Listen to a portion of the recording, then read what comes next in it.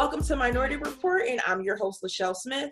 Minority Report is a video blog on YouTube celebrating Black-owned businesses, and on this episode of Minority Report, I have Jamila Garrett. She is the CEO, creator, founder of Olivia. Wait, how do you say it? Olivia Skincare? Olivia Rose Skincare? Olivia Rose Skincare, yeah. Olivia Rose Skincare. Now, she promotes her brand as a luxury brand, which is what I really want to talk to her about tonight, because I need someone to break it down for me when we talk about these luxury brands. Are you just putting a high price tag on it and calling it luxury, or are you putting some love into these products? They're handmade. Is it love? Like, is it time consuming? Is it, are you really pouring your all into this product? And, what kind of ingredients are you using? What is the process? Somebody needs to break it down to me and let me know, what does luxury mean? So she's going to break it down for me and you tonight. Jamila, I'm so grateful for you being a guest on Minority Report. How are you doing? I'm doing well. Thank you so much for having me. This is awesome. I'm so glad that I got the opportunity to talk to you tonight, because, I've been to your social media accounts and I've definitely been to your Etsy page. Now, let me know, is Etsy the main source of where people can reach out to you and get your products? Yes, absolutely. So my Etsy page, it houses all of my entire product line. You can also contact me via Instagram. I'm very active there as well. So if you're interested in a certain product that I may post, just DMing me is sufficient as well. So outside of being a luxury brand and the different ingredients that you use, let's unpack that a little bit. So you also tout your products as being vegan as well. So help me understand, what this vegan process is like. I know we eat vegan, but what about the vegan products? What makes them vegan? Is it certification? Is it just ingredients alone? Is it the making of the product? Help me unpack that so I have a better understanding of what that is. Sure, yeah. So if you have ever been a vegan or participated in a vegan lifestyle, then it consists of zero animal products, process, testing, ingredients. So my products don't have any animal-based ingredients. For example, one popular ingredient that's utilized in skincare is beeswax, and that touches bees. So I don't use beeswax. Another example is sugar. If you use white table sugar, the way it gets whitened, that really deep color, is by using a bone char. So that's what makes the sugar really white. So I don't use regular table sugar either. So it's certain ingredients that are derived, that are animal-based derived, that I just don't use in my products. So that's what makes my line vegan, and also cruelty-free. So my company is cruelty-free certified. So you can, if you go to leapingbunny.com, you'll see my product listed there as a cruelty-free company.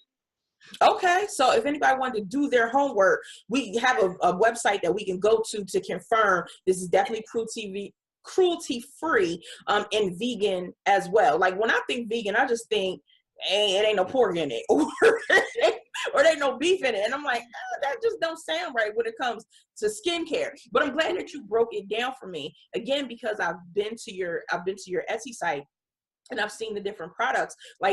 Like immediately what I think of is not just skincare, but self-care. The products that I've seen you listed, I know have some definite healing abilities and qualities to them. So talk to me a little bit about the different ingredients that you use and why you chose those. So the reason I choose the ingredients for the products that I make is because they have healing properties. They are sustainable, and they work.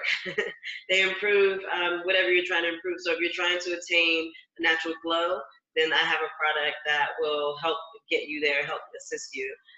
What I can say is that none of my products work alone without seeing a dermatologist or going to see an esthetician. So it does not, products do not take the place of those services because they are necessary and needed. In fact, I go to see an esthetician and I get facials as well.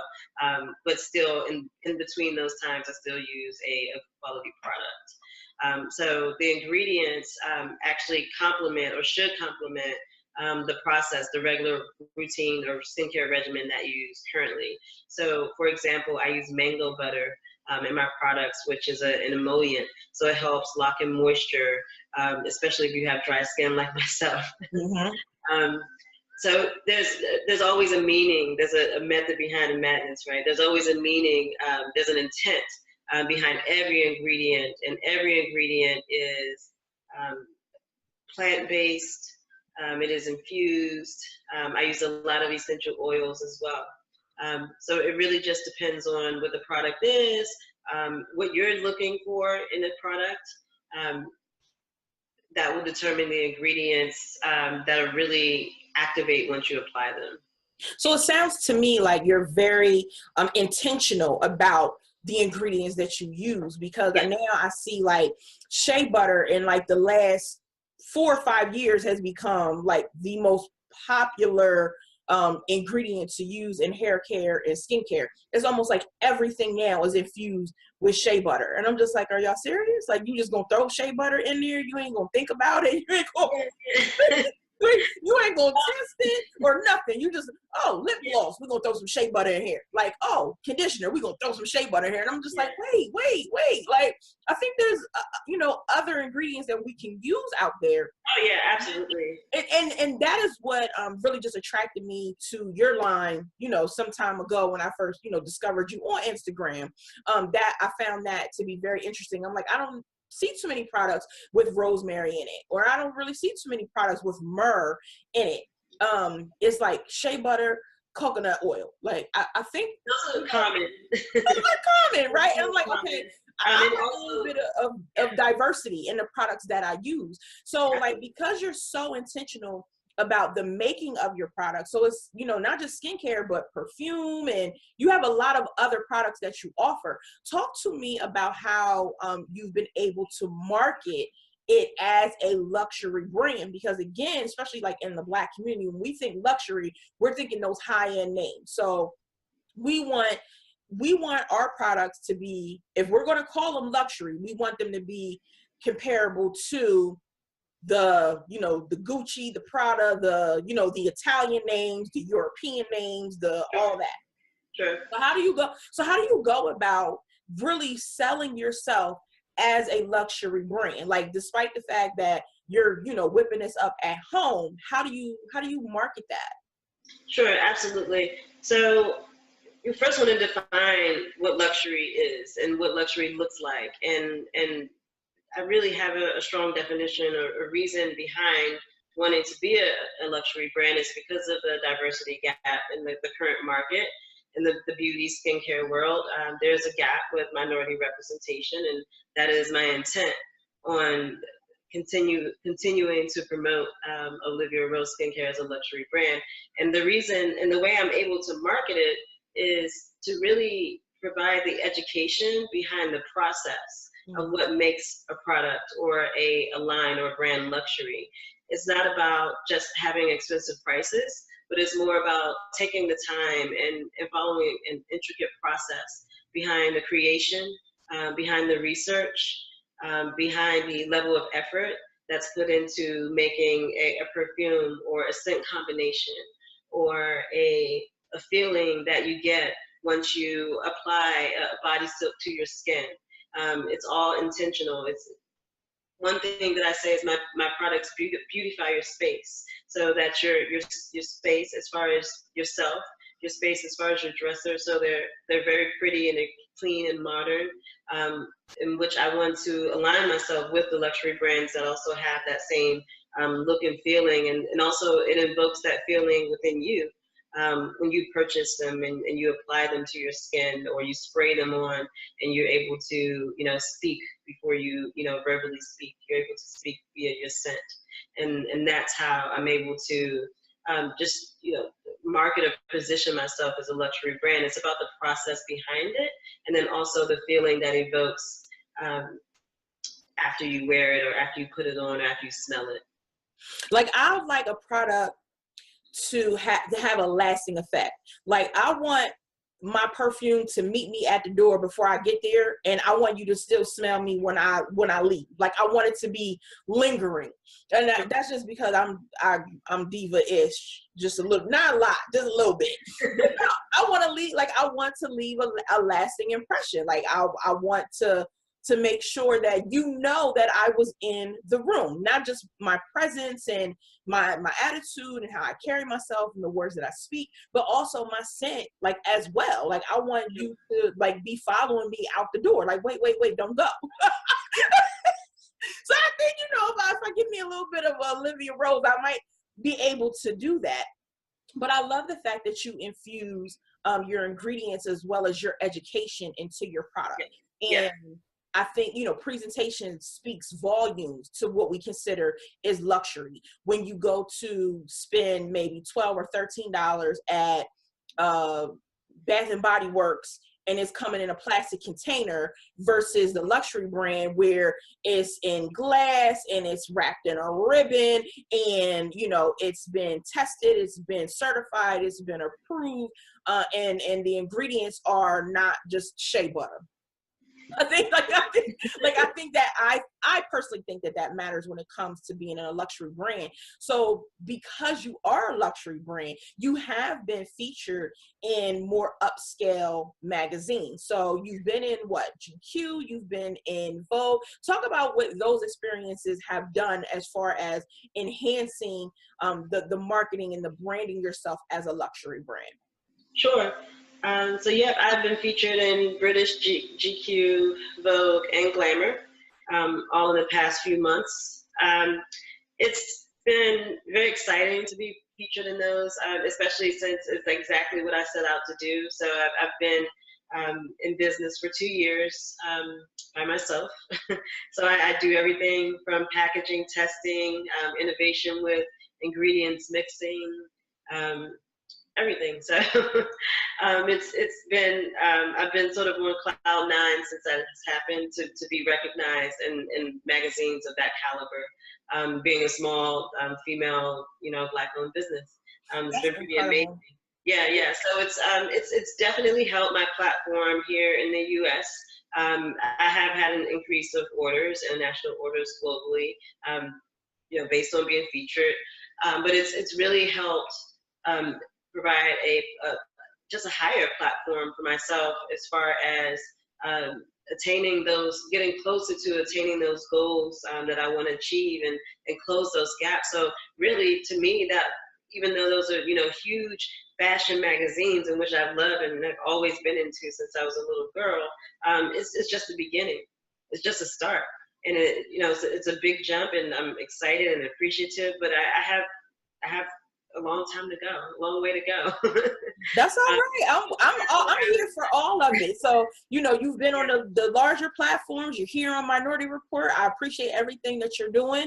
So when we're talking about branding ourselves and getting that kind of recognition, we want to count those as successes, and we want to celebrate them as successes as well. But talk to me about how you're able to handle, like, the setbacks, how you're able to keep moving forward. You're, like you said a number of times, you're in this by yourself, you're doing it by yourself, you're mixing the ingredients, you're testing, does this watermelon smell right with this over here? Like, you're doing all of that on your own. So talk to me about what it is like for you as an entrepreneur to have to, deal with the setbacks, and how you go about, trying to change the course when that happens.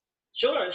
Well, I think in order for me to effectively explain my setbacks, I really have to provide some context on the type of lifestyle I live. So in addition to being an entrepreneur, I also have a corporate job, in which a full-time corporate job, as well as a daughter who plays soccer at a very high level. So I'm always on the road at soccer games.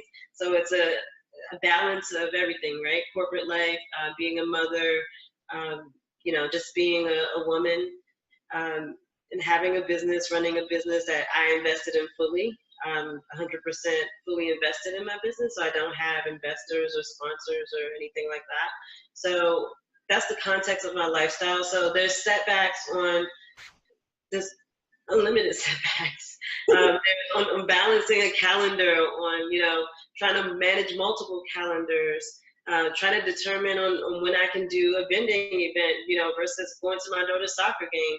There's a lot that goes on behind the scenes that, is not necessarily captured in the public. It's from anything from, figuring out if I have enough space to create the volume of products, that I'm making. Balancing my job and the hours and the amount I spend, putting my 100% effort into that, and also putting 100% effort into my business as well. So there's tons of setbacks. It's not all, great and pretty. There's this turbulence that happens in the background that consistently happens, and it's turbulence that's unpredictable. From long nights, from being tired, from still pushing through, still keeping myself motivated, and that's the biggest, I would say, biggest supportive thing that could happen is that motivation.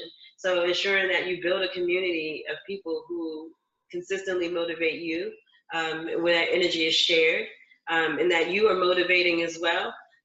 Because a lot of times you'll hear entrepreneurs say, well, I want people that will keep me on my toes, or I want people that will, push me. But a lot of times, it's also great to push other people.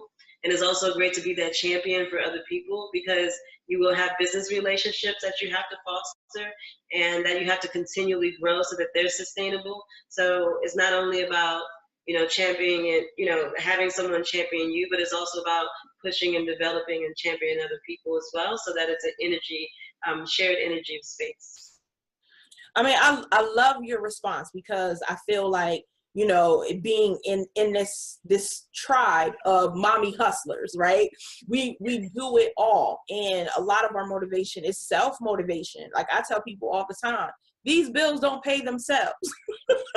Okay? Like they just don't, period. So that means I have to put in the overtime. I have to, I really have to motivate myself. When I want to go to sleep, I'm going to sleep. But trust me, when I wake up, I'm hitting the ground running. That we really don't have any choice, and then when you work a full-time job, I'm employed full-time as well. You want what you want, right? And you don't want to be confined to, I just have this job, so I'm not going to pursue my dreams. I think there are more and more and more of us each and every day who are saying, I like my job, or I don't like my job, but there's something in me that, is just burning to come out, whether it's a book, an ebook, a course, a workshop, a product, a service, coaching, whatever, there's something else that I really want to do. So I commend you for saying, yes, I can be a mom. Yes, I can be, in corporate America, and I can run my own business, and it can be a luxury brand. It doesn't have to be, anything that is of low quality or of less quality. So, with that being said, let me know who, if anybody, could be your mentor, in the business that you're in. Is being, being a luxury brand, being a perfume maker, or, skincare designer, basically. Who would be your go-to person if you could, grab that person, by the shoulders and be like, yes, come and teach me everything you know? Who that person would be? So that's a great question. Who I would select as my mentor? I'm actually going to select two people. Okay. And for two reasons. Love it. From a business analytics side, I would have to say Mark Cuban. And even though it's not about the actual product, I think in order to have a really strong business, you have to have a certain skill set around the business analytics and about that vision behind it to really push it in the direction it needs to go from a financial, from a numbers perspective. And so on a creative side, I would have to select Jean-Michel Basquiat, who is my favorite artist, and one of the reasons why he's my favorite artist is because he mixed poetry and words together with his artistry, in which I'm a poet as well, and I write. So that's one of the, well, actually that's the reason why he's my favorite artist. So I would say from an innovation, creative perspective, it would be him. Okay, so you're definitely like left brain and right brain. Like you But I try to tackle side and the business side. I ain't mad at you.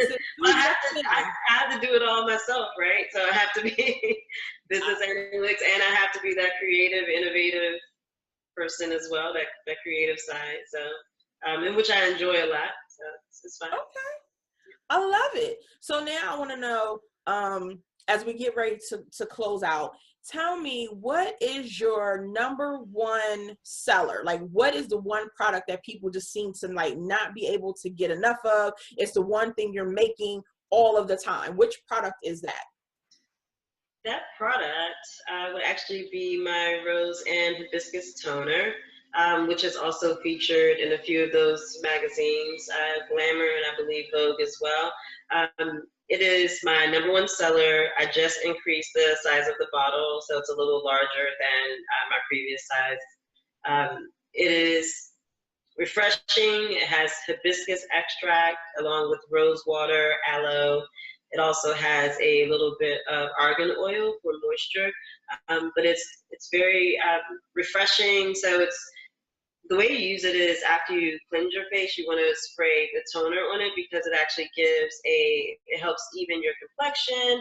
It is also provides the skin a deeper cleanse as well. And it will prepare your skin for your moisturizer or your mask or whatever you're going to follow up with. But this is my number one seller right here. Toner. Love it. The toner. I love the color. So it looks like it is going to make your skin just glow. That's the impression that I get when I look at the toner. So again, we're getting ready to close out, but I have a few more questions because every time it's like I start to think of other things that I think people might want to know about, about your product and about you. Sure. Toner seems to be your number one seller. Which product is your favorite of all the products that you made? What's the one thing that you're like, okay, I'm gonna make this batch, but the first set is mine. I'm gonna keep this one to myself. Yeah, that's gonna be my NAC Champa and Peony perfume. Ooh, that sounds nice. What's in that? Yes. So in the perfume, it's a mix of NAC Champa oil, which is very earthy, woodsy scent. And then it's combined with peony, which is a very soft floral, so it provides a nice balance. I particularly like woodsy scents, so anything with frankincense, myrrh, sandalwood, oud, anything around those areas, I absolutely love. So yeah, it's my favorite. Every time I make a batch, I make one for me, even if I'm not ran out. I don't ever want to run out. So I love it. Girl, that sounds incredible. Oh, it sounds like it smells good. And again, those are all different scents and smells and aromas that you just don't hear all the time. It's like, oh, this is fruity and it's lemony or citrus, or this is caramel, vanilla, brown sugar, something. Okay. Mm-hmm. I think we've had like enough of that. So I'm looking for like a little bit more depth in my skincare products. Ladies and gentlemen, that is it for this interview. Jamila is going to tell us exactly where you can find her online, her Etsy shop, everything. So tell us where we can find you. Yeah, sure. So you can find me on Instagram. My handle is @Olivia Rose Skincare.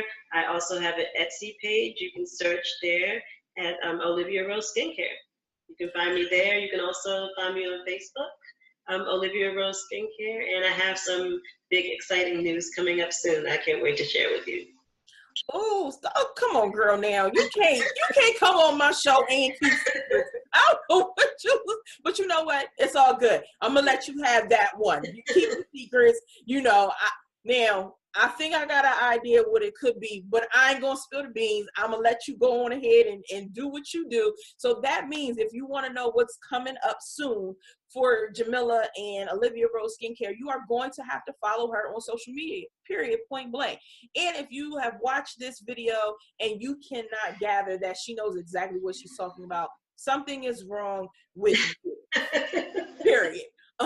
Now, if you are interested in trying her products, if you know her perfumes, her skincare, the toner sounds like something that you need as part of your facial routine every single day, what you can do is you can go to blbcouponbook.com. That is where you will find the ultimate Black love gift guide. It is my coupon book, 70 coupons from different Black-owned businesses. Jamila was so gracious enough to give me a coupon that you can use, yes, to get 10% off and $3 shipping. So again, if you want some of the rosemary, rose petals, frankincense, and myrrh, honey, if you want to get all of that and just take your skincare to the next level and get into this luxury brand, there's a coupon for you to be able to try it. So again, follow her on social media.